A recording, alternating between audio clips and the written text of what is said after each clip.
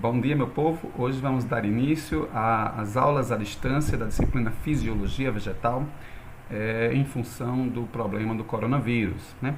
Hoje a gente vai dar continuidade às aulas com o tema de nutrição mineral, né? Então, sem demora, vamos lá.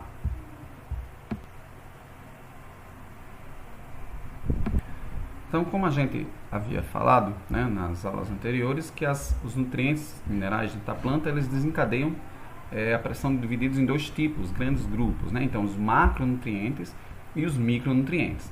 E esses dois grupos de nutrientes, eles vão ter funções específicas, né?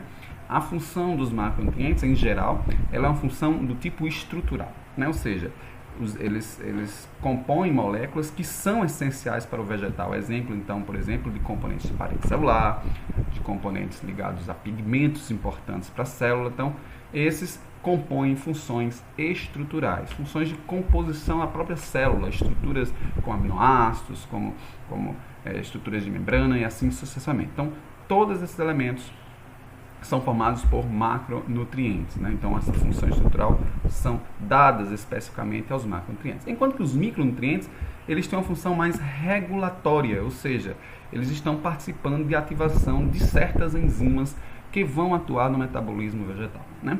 Então, essa é a diferença básica entre macro e micronutrientes. No vídeo de hoje a gente vai falar especificamente dos principais, a função dos principais dos nutrientes, especificamente dos macronutrientes.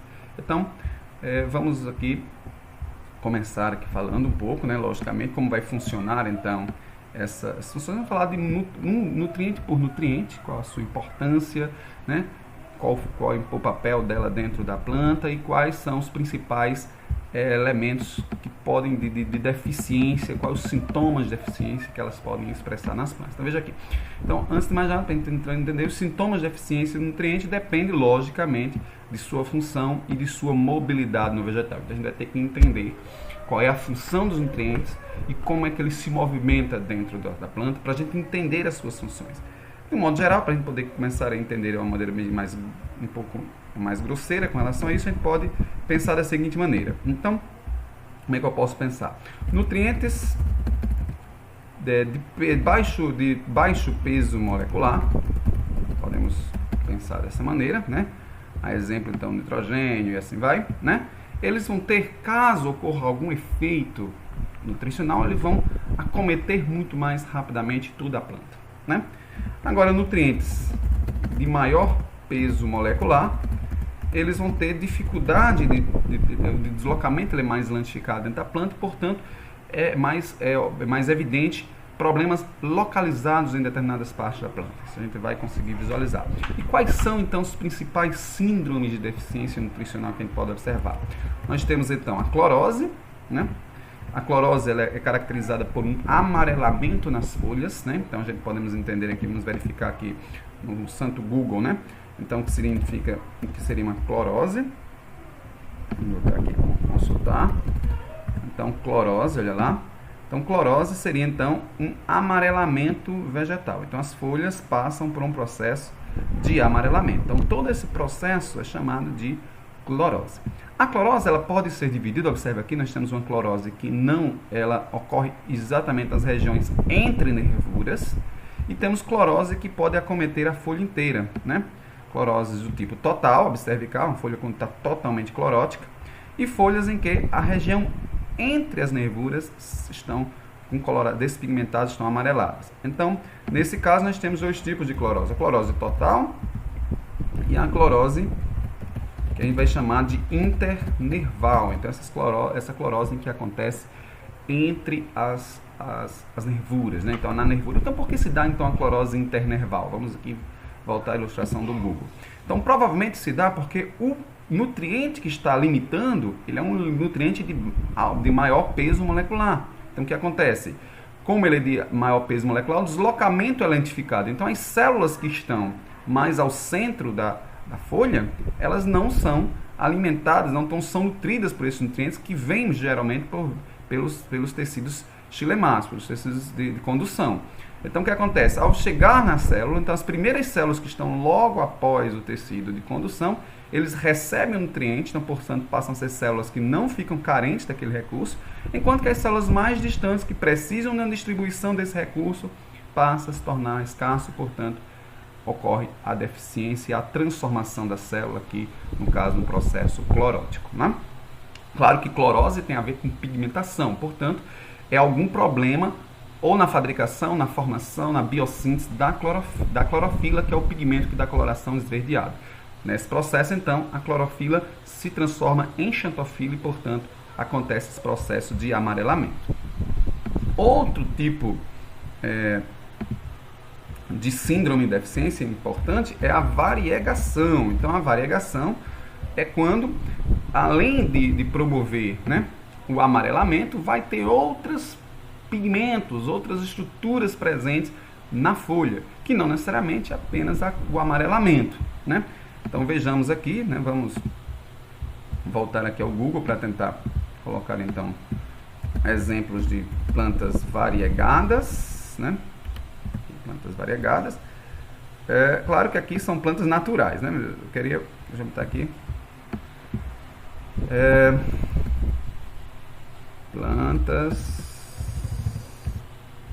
folhas variegadas. Vamos botar aqui, folhas variegadas.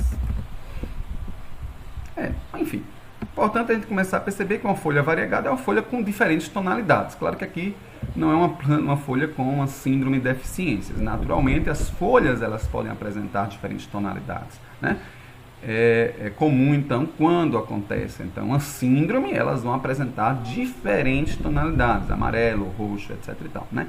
Algumas plantas, naturalmente, elas são variegadas. Então, nós temos que entender a diferença entre uma planta, uma folha, quando ela apresenta um síndrome de variegação, de deficiência, ou quando a planta naturalmente ela é variegada. Então tem plantas que naturalmente elas apresentam colorações distintas na folha e, portanto, são consideradas folhas do tipo variegada, né?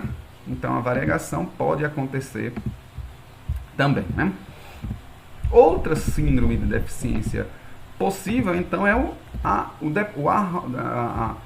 depósito, né, de antocianina, né? Então, a antocianina é um pigmento, né, que dá coloração roxa à folha, né? A gente vai visualizar que esse processo se dá exatamente por uma tentativa de evitar, então, uma hiperprodução de substâncias, né? Então, a gente vai depois discutir essa questão, né? Mas vai promover, então, uma coloração arroxicada. Então, isso vai tornar, então, cor arroxicada. Então a folha vai ficar, ou a parte da planta vai ficar com coloração arroxicada. Então vamos botar aqui folhas com depósito de antocianina, por exemplo. Eu estou botando folhas porque geralmente a síndrome das deficiências são muito mais evidentes, né, em folhas do que em outras partes da planta. Claro que a gente vai visualizar isso. Claro que aqui, observa, aqui, claro, é uma planta naturalmente, as plantas também podem produzir folhas avermelhadas. A gente entende que a coloração vermelha, no caso das plantas, ela é uma proteção aos raios solares. Então, é muito comum plantas que estão em regiões sombreadas ou em regiões com intensa luminosidade, dependendo. Sombreadas, geralmente, elas utilizam a parte abaxial da folha para se tornar avermelhada, para garantir a melhor captura de luz.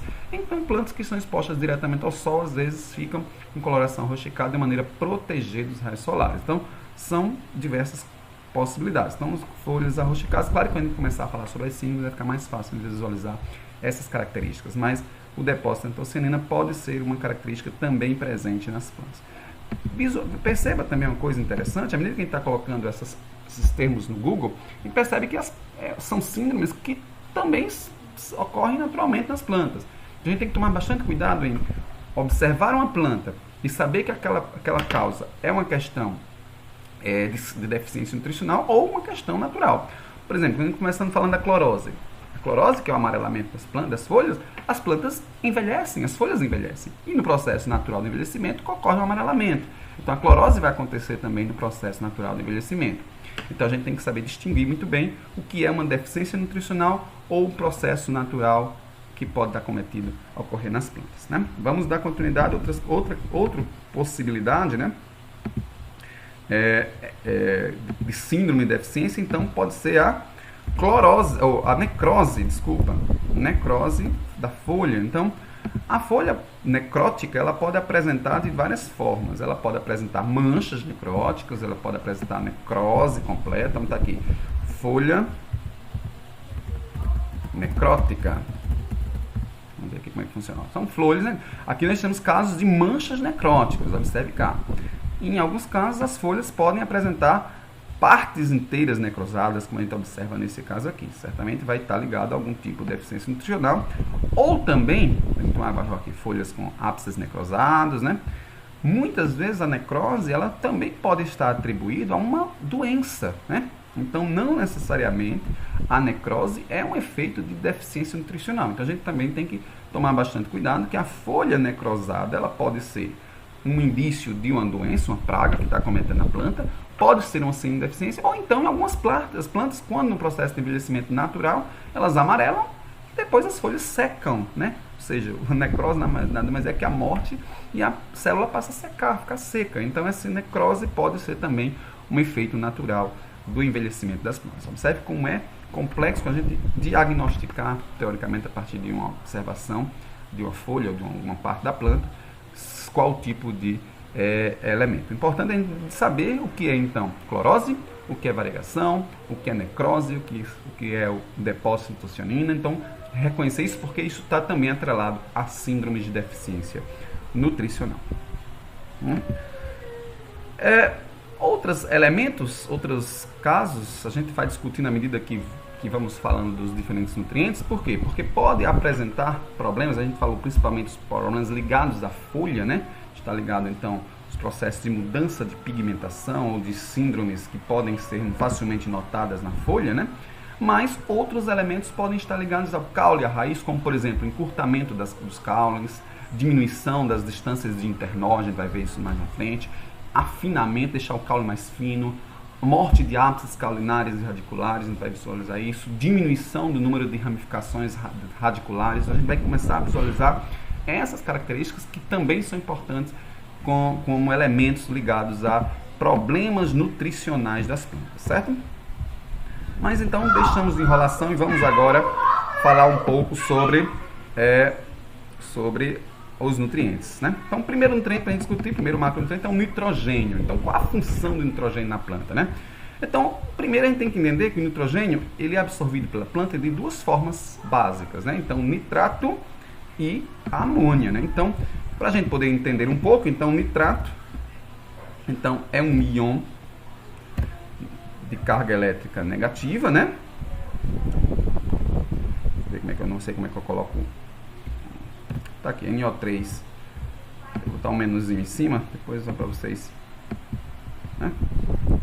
Então, tem uma carga negativa, enquanto que o nitrato, o amônio, o íon amônio, né?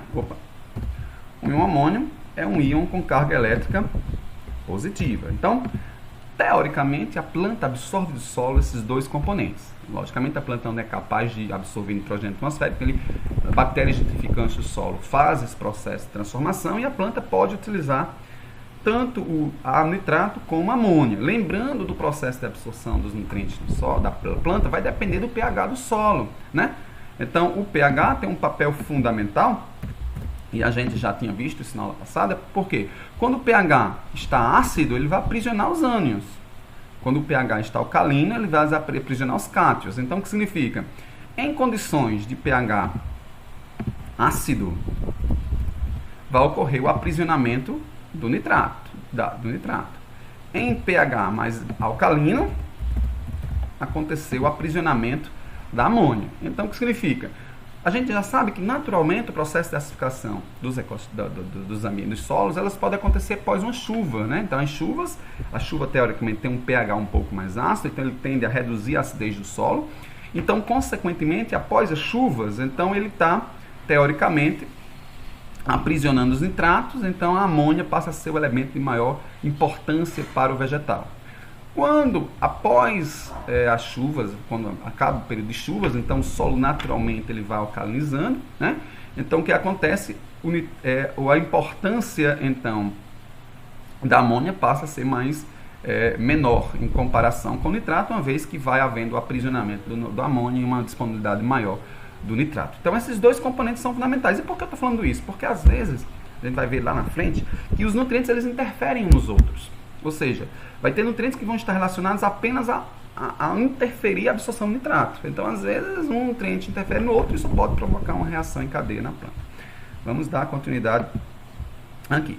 Então, qual a função do nitrogênio? O nitrogênio tem função para praticamente todas as células, a membrana lipoproteica formada, as proteínas são formadas de nitrogênio, os aminoácidos são formados de nitrogênio. Então, se são formados de nitrogênio, nitrogênio é componente essencial da célula, né? Forma os aminoácidos, proteínas, nucleotídeos, nucleicos, tudo, né?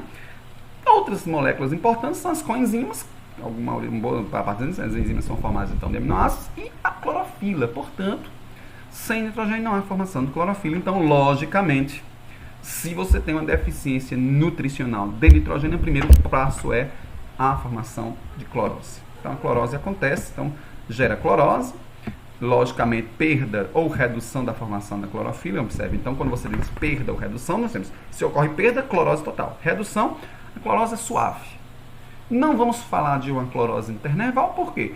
Porque como a nitrogênio é uma molécula de baixo peso molecular, ela não vai ter problemas de clorose internerval. A clorose ou ela é total ou ela é mais suavizada, dependendo do estágio de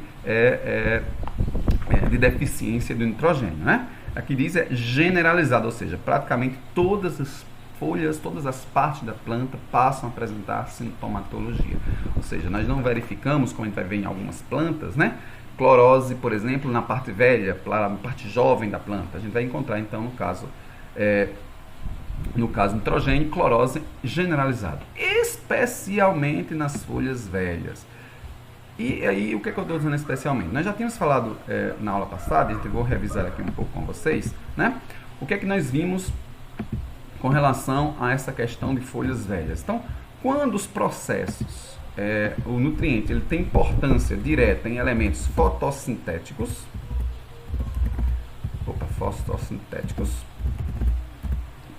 os efeitos negativos, né, da planta se dão em partes velhas. Por quê? Porque a fotossíntese, né, teoricamente, nas partes mais jovens, né, eles estão mais preocupados com formação de energia, tem um metabolismo mais intenso. Então, quando os elementos estão ligados a processos respiratórios, claro que não é uma regra geral, mas em geral, né, nós temos efeitos nas partes mais jovens acometendo nas plantas. Então, como a clorofila é uma molécula ligada eminentemente ao processo fotossintético, então quando o nutriente ele passa a expressar um efeito na fotossíntese, no caso da molécula clorofila, então o efeito vai se dar eminentemente nas partes velhas. Portanto, no caso da nitrogênio, essa evidência da clorose é mais forte nas folhas mais velhas, né? Que tendem a ficar amarelas em um momento posterior, um momento mais acentuado, eles passam a ficar amarronzadas, né? Relata-se, inclusive, que possa acontecer depósito de antocianina.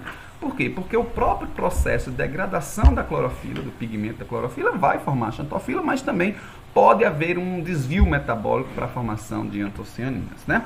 Mas vamos ver aqui no nosso Google, então lá, folhas, plantas com deficiência da plantas, que é mais fácil, com deficiência de nitrogênio.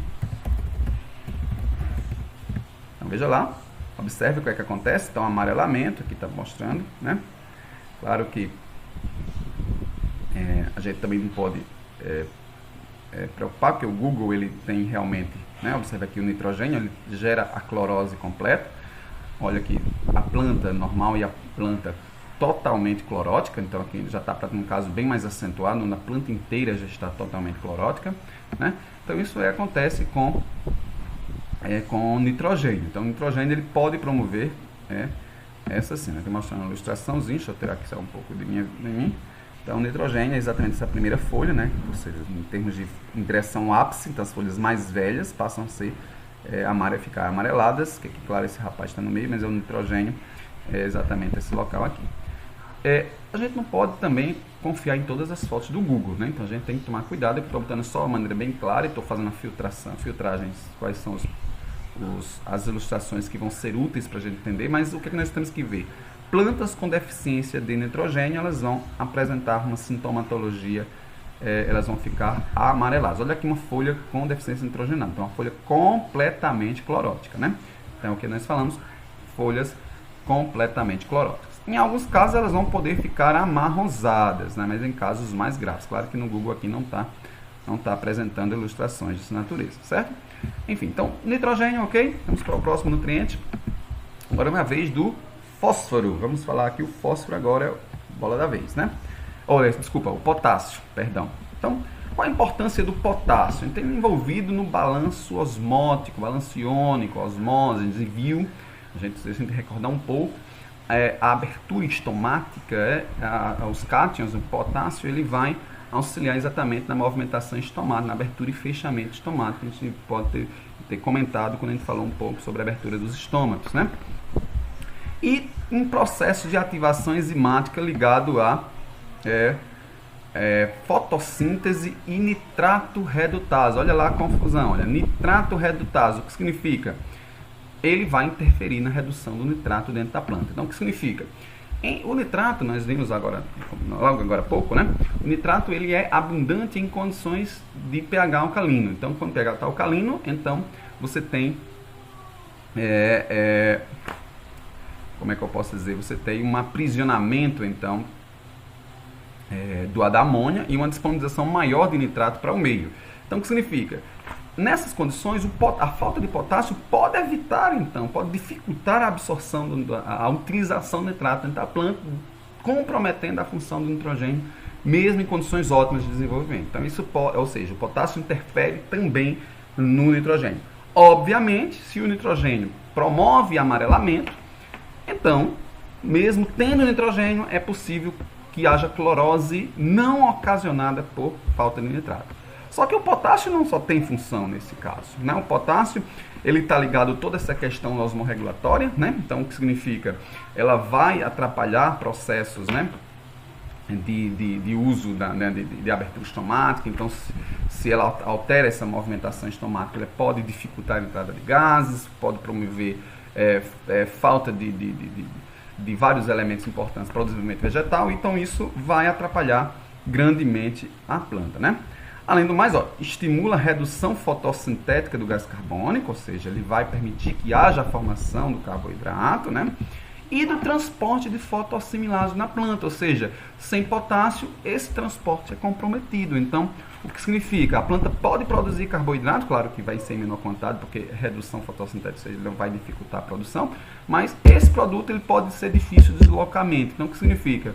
Vai haver problemas de crescimento. Então, as células não vão ficar com desabastecimento de fotoassimilados. Então, isso pode enfraquecer as células e dificultar o desenvolvimento, né? Então, como nós podemos enxergar isso no processo de deficiência? Então, a deficiência gera folhas variegadas, ou seja, vai apresentar colorações diferenciadas. Ou seja, que colorações seria essa? Pode ter amarelo, roxo, verde, né? Então, vão ter várias colorações. Ou então cloróticas. Por que cloróticas? Porque nós estamos entendendo que o potássio pode induzir, né, um efeito negativo na utilização do nitrogênio, portanto, como o nitrogênio gera clorose, então isso pode gerar clorose, com pequenas manchas de tecido necrótico no ápice e nas margens. E lógico, em que situação? Lembrando, nas folhas mais velhas, né? Ou seja, na formação, está ligado à formação de carboidrato, né? E está ligado ao processo fotossintético, portanto, isso mais evidente em folhas velhas. Na planta, de modo geral, os caules ficam pequenos e fracos, exatamente pelo desabastecimento de fotoassimilase, que é uma das funções de potássio na planta. Vejamos aqui algumas ilustrações para a gente visualizar aqui, então, plantas com deficiência agora de potássio, para a gente dar uma ideia dessa deficiência. Observe aqui, já está manchas necróticas, né? Na célula, observe que ela está um pouco verde, amarelada em arrosticamento, né? Necrose no ápice. né? Olha aqui como está a situação. Então observe, a folha já está necrosada no ápice, amarelado, verde. Então está vendo vários processos de mudança de coloração. Então as folhas totalmente variegadas, né? Então isso são elementos ligados à deficiência do potássio, certo? Do potássio. Claro que nem todas as folhas aqui vão estar com esse efeito, certo? Mas observe aqui o avanço do potássio. Então verde, amarelo, marrom, né? Então vai ocorrendo a necrose dos ápices, então isso está claro aqui nas ilustrações.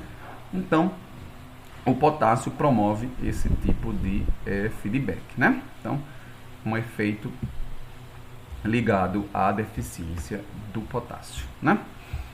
Ok? Então próximo nutriente para a gente poder avançar, né? É o cálcio. Então, o que é que o cálcio nós temos? Então, veja agora a importância do cálcio. O cálcio é componente da parede celular. Então, a parede celular das plantas tem cálcio na sua constituição. Então, isso é importante. Ou seja, se nós tiramos o cálcio, então, logicamente, as paredes celulares ficam mole, ficam frágeis, né? Então, onde é que se formam as paredes celulares? Nos meristemas, né?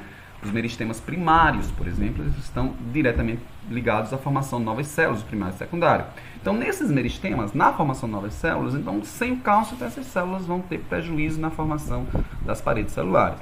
Logicamente, a parede celular é uma proteção para as células. Sem a parede, muitas células não têm condições de resistir a todo o processo de desenvolvimento vegetal, né? Então, pode haver morte então dessas células, e como essas células se localizam nos meristemas que estão nos ápices, então obviamente o cálcio vai promover uma morte dos ápices, né? Então isso é típico, né?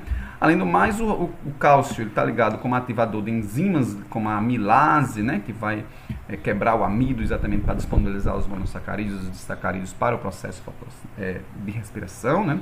A ATPase, a quebra da molécula de ATP e assim vai, né? Envolvido na permeabilidade sem sinalização de membrana. Então o cálcio ele está ligado, a gente vai ver depois em outras aulas, principalmente quando a gente for falar da auxina, né? O cálcio está ligado com regulador do crescimento em extensão, porque ele está ligado a teoria de síntese de ativação da auxina, que é um hormônio de crescimento. Então, portanto, o cálcio está ligado à regulação de crescimento em extensão, principalmente, exatamente porque ele está ligado à promoção de formação de parede, né? Então, a deficiência vai gerar morte dos ápices foliares, caulinares e radiculares, né? Então, quando coloca aqui síndrome de deficiência de cálcio, é comum a gente ver plantas, né? Como é que eu posso dizer? Com ápices, com plantas observe deformação das folhas, né? Então, deve observar, olha aqui, então aqui é uma planta com totalmente deformadas partes aéreas, partes apicais da planta, né? Então, essas folhas deformadas provavelmente está ligado à deformação, à síndrome de deficiência de cálcio. Aqui nós temos na nossa apostila também, né? Algumas ilustrações relacionadas ao morangueiro, nós vamos ver aqui, ó, e nós vemos aqui um efeito do cálcio no ápice das folhas, observe. A deformação completa das folhas em função da deficiência por cálcio, né? Aqui nós temos aqui potássio, nós vamos ver a questão da variegação, olha, branco, amarelo, roxo, verde, né? Então, uma coloração de deficiência por potássio, né? Então, elementos importantes, né? Então, é simples, o cálcio, nós verificamos a síndrome em função da morte dos ápices foliares, caulinares e radiculares. Claro que ninguém vai arrancar uma planta para ver se a raiz está com deformação, né? Claro, isso é evidente quando a síndrome está avançada, que os agricultores eles acabam eliminando essas plantas, porque as plantas, eles entendem que as plantas estão doentes, né, muitas vezes, né? Então, quando eles arrancam, verificam que os ápices radiculares também estão com problemas, com morte também, né? Mas o problema muitas vezes não é uma doença, o caso é uma falta de cálcio. Então, temos que haver esse entendimento, né? Substâncias calcárias, né? O cálcio, o problema é que o cálcio é um cátion, né? Então, o que acontece? Muitas vezes, quando o solo está alcalino, então o cálcio ele é de difícil absorção. Então, é importante que esse cálcio seja utilizado como uma correção de solo, né? Como correção de pH de solo para favorecer a absorção desse nutriente, né? Favorecer, então, o crescimento das plantas. Outro nutriente, macronutriente importante que vai entrar agora é o fósforo, né? Qual a importância primordial do fósforo? Logicamente, além de ser um componente dos ácidos nucleicos, né? Fosfolipídios que vão formar então a membrana plasmática de todas as células, ele é formador então da molécula primordial de energia, que é o ATP, né? Então o ATP que forma, que é a molécula que promove energia para a planta, né? Então ela é constituída por fósforo. Então o fósforo é um elemento essencial para a sobrevivência das plantas, ligado diretamente à parte energética. A deficiência desse fósforo, logicamente, vai implicar em várias coisas, né? O que acontece? A planta não tem como formar ATP. Como é que a planta vai dar um tilt na planta? Por quê? Então, que tilt vai ser esse? Sem ATP, não tem fósforo. Por que não tem fósforo? Então, se não tem ATP, a ATP é utilizada nos outros mecanismos subsequentes ao processo de transdução de energia, a primeira etapa da fotossíntese, e a ATP é formada na primeira etapa da fotossíntese, quando a luz entra em contato com os pigmentos e consegue captar energia, e essa energia é convertida para quebrar a molécula de água, e nessa quebra da molécula de água formar ATP no processo de fosforilação acíclica. Só que as outras etapas não entendem que o problema está na falta do fósforo. Então o que acontece? Eles mandam a planta absorver mais nutrientes, mais luz, para produzir mais ATP. Então, para absorver mais luz, produz mais pigmentos. Mais pigmentos significa mais clorofila. Mais clorofila significa em plantas verdes escuras, ou seja, uma hiperprodução de clorofila, plantas verdes escuras. Só que como não tem fósforo, então vai produzir substâncias complicadas. Então, o que significa? Essa clorofila vai ter que ser transformada, vai ter que entrar em outra via de transformação e produzir, então, antocianina e alterar. Para que antocianina? Para proteger a planta da absorção da luz. A antocianina serve como protetora à radiação. Então, se a planta começa a produzir uma grande quantidade de clorofila, essa clorofila não consegue dar seguimento à fotossíntese porque não tem fósforo, então essa clorofila tem que se converter em antocianina, e o depósito de antocianina ocorre na planta exatamente para proteger e evitar que mais luz seja absorvida, protegendo então a planta. Então esse depósito acontece exatamente por esse entendimento. Então as folhas ficam roxas, né? Ocorre o arroscamento das folhas em função da deficiência de fósforo. Em estados avançados, logicamente, como o fósforo tem ligação com energia, as plantas não vão crescer, né? Então os caules tendem a atrofiar, né? Ficar menores, e folhas velhas, já que não tem mais energia, não tem mais condições, elas tornam-se marrons e morrem, né? Então isso pode acontecer aí. Então vejamos aqui o que acontece então com uma planta com deficiência de fósforo. Veja lá, nós tínhamos visto folhas com depósito de antocianina, é uma coisa. Agora, folhas com deficiência de fósforo, observe aqui um milho, né? Olha a folha do milho, né? Como ela vai ficar rosticada. Então, esse arroscamento nas bordas aqui é provocado por deficiência. Aqui, ó. Veja cá, vamos amplificar essa ilustração para a gente visualizar melhor. Olha lá, olha o milho nascendo já com problemas de deficiência de fósforo, provavelmente, porque essa coloração arrosticada é depósito de antocianina, é provocado provavelmente por deficiência de fósforo nesse solo, né? Então o fósforo, ele promove esse depósito de antocianina. Não vamos pensar que é um depósito como a gente colocou a folha inteira roxa, não. Ele vai haver depósito de antocianina nas partes da folha, né? Isso aqui na nossa apostila nós temos uma ilustração, uma folha com essa síndrome. Olha cá, olha lá, folha rosticada, né? Então a folha rosticada com deformação, com deficiência de fósforo, né? Essa é uma questão técnica. Então, estou vendo o depósito de antocianina, o arrosticamento. Observa em comparação com a folha controle. Olha, aqui nós temos a folha controle, a folha em condições ótimas, normais de nutrientes. É uma folha, um verde claro, um verde comparado com este, um verde mais claro, né? Esse, então, um verde mais escuro, que significa uma produção mais acentuada de pigmentos, né? Fica uma coloração mais escura. E depois, para a proteção da própria planta, então, um depósito de antocianina. Então, consequentemente, ocorre o arrosticamento vegetal, né?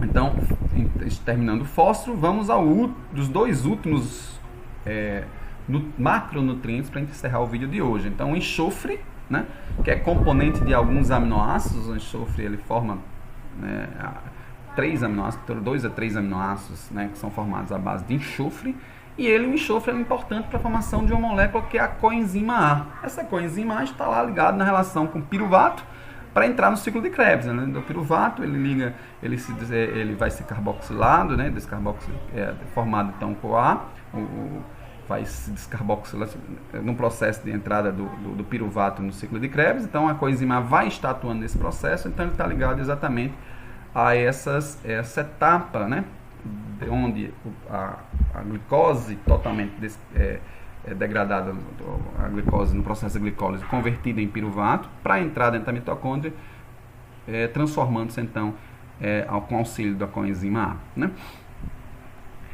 Logicamente é um processo respiratório, tá ligado ao processo respiratório. Então, partes jovens vão ser prejudicadas exatamente com o efeito da falta de enxofre, né?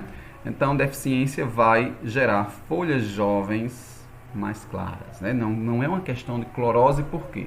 Porque não tem relação com clorofila, não. Então, não tem relação com a despigmentação, mas tem relação com um efeito de baixa produção de energia. Então, logicamente, sem energia, não é que não vai ter efeito, mas tudo vai ser produzido em menor quantidade, né? E como a formação de novas moléculas também depende da energia, então, obviamente, vai ter formação em menor quantidade de outras substâncias, inclusive clorofila. Não é uma degradação da clorofila, mas uma redução na sua produção. Redução na produção da maioria dos componentes. Então, a célula vai ficar com menos energia, porque vai haver prejuízos no processo respiratório, de formação de energia, de obtenção de energia, porque a respiração tem essa função de obter energia, né, de forma direta para o metabolismo da planta. Então, vai gerar folhas com nervuras e áreas internervais um pouco mais claras comparadas com o controle, né? Então, vamos ver aí como funciona a deficiência por enxofre. Então, plantas com deficiência de enxofre, elas vão promover, então, olha aqui, nós observamos aqui, ó, folhas um pouco mais claras com relação ao controle, veja cá, ó, então o controle, então um pouco mais claras, quase que um clorose, né, mas é um verde mais claro, então isso aqui é deficiência de enxofre, né, então deficiência de enxofre, então folhas um pouco amareladas, um pouco mais claras, não, só que é um verde mais claro, né. Ele não fala de amarelamento, ele fala de verde mais claro, né? Então são coisas um pouco mais clarinhas. Deixa eu ver se na nossa apostila nós temos uma questão, uma folha com deficiência de enxofre. Não temos, né? Mas é um verde mais claro, como vocês observam lá. E o último macronutriente para a gente encerrar essa aula de hoje, esse primeiro vídeo, né? É o magnésio. Então, o magnésio é um dos componentes da clorofila. Já tínhamos falado isso na aula, né? Que quando a gente falou da essencialidade de um componente, falamos do magnésio. O magnésio ele é essencial por quê? Porque ele é componente da molécula da clorofila. Então, se ele é componente da molécula da clorofila, sem magnésio não tem formação de clorofila. Óbvio, né? Menor quantidade de formação de clorofila. Só que o magnésio ele tem uma importância também na transferência de fosfato, né? Então, olha a confusão aí do magnésio. Ele tanto pode estar envolvido na formação da clorofila, então vai gerar, logicamente, folhas cloróticas, né? Folhas de que natureza? Folhas velhas, porque atua então no processo, a clorofila atua no processo fotossintético, então folhas velhas vão acometer desse problema, né, da síndrome de deficiência. Só que também vai ter prejuízos na transferência de fosfato. Então, mesmo tendo fósforo em abundância, né, o fósforo vai ter dificuldade de ser deslocado, então, por conta do magnésio. Então, isso vai atrapalhar também. Então, o que vai acontecer? A planta vai gerar necrose, né? Morte em algumas coisas, em alguns locais que não vai ter abastecimento de fosfato, né? Então, gera folhas velhas variegadas. Por que variegadas? Porque a gente já viu que o fósforo promove o arroxicamento, né? Promove o depósito de antocianina, que é uma coloração roxa. E a falta de clorofila vai promover a formação de xantofila, que é um amarelamento, a clorose. Então, quando você pega uma folha verde, roxa e amarela, já temos uma folha do tipo variegada. Então, folhas magnésio, temos folhas do tipo variegadas. Ou simplesmente cloróticas, por quê? Porque no primeiro caso, ele vai impedir a formação da clorofila. Então, vai haver folhas cloróticas, né? No entanto, ápices e margens ficam curvados para cima. Podem, inclusive, ocorrer morte, necrose dessas estruturas que a gente já viu, que no caso específico do fósforo, pode haver a célula ficar marrom, e num processo mais avançado, morrer essas células. Vamos visualizar aqui como funciona na prática, né? Então, uma deficiência de magnésio. Então, qual é então a sintomatologia, né? Aqui ele está apresentando apenas clorose internerval, né? Observe lá, vejamos aqui na apostila o que é que ele está falando, se fala de internerval, não, clorose clorótica, se não está falando de internerval, não. Então vejamos aqui, olha o que nós estamos observando, olha aqui a folha, a parte voltada para cima, ele está um pouco deslocada, as margens, para a parte superior. Claro que não vai observar todas as folhas, né?